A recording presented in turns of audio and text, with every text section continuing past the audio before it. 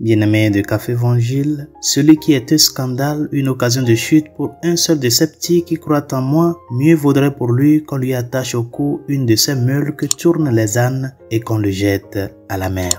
Bien chers amis, Saint Bède, un père de l'église primitive, affirme que celui qui est grand, quoi qu'il souffre, ne se carte pas de la foi. Mais celui qui est petit et faible d'esprit cherche des occasions de trébucher. En d'autres termes, les petits ici pourraient être compris comme étant ceux qui sont faibles dans la foi et qui cherchent constamment des raisons de s'éloigner de la foi.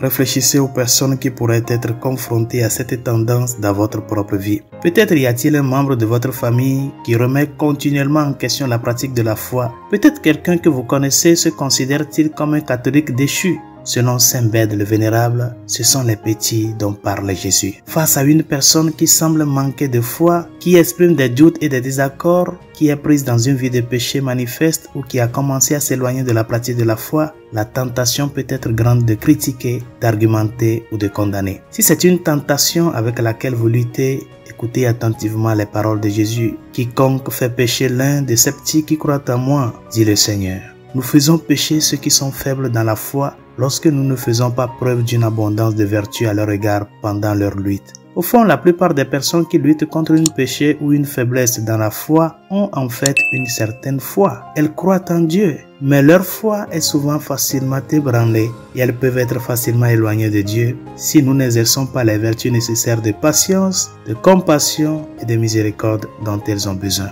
Cela dit, chers amis, nous devons également éviter d'offrir une compassion qui n'est pas fondée sur la vérité. Sur ce point, Saint Grégoire déclare, je cite, « Si une pierre d'achoppement est posée devant les hommes en ce qui concerne la vérité, il vaut mieux laisser surgir l'offense que d'abandonner la vérité. » En d'autres termes, ce n'est pas faire preuve de compassion, de miséricorde que de soutenir un autre dans son erreur pour lui donner une bonne conscience. La vérité de l'évangile ne doit jamais être abandonnée. Au contraire, cette vérité doit être offerte avec la plus grande charité, en particulier envers les plus petits qui sont faibles dans la foi. Résolution de ce jour, miséricorde pour les faibles.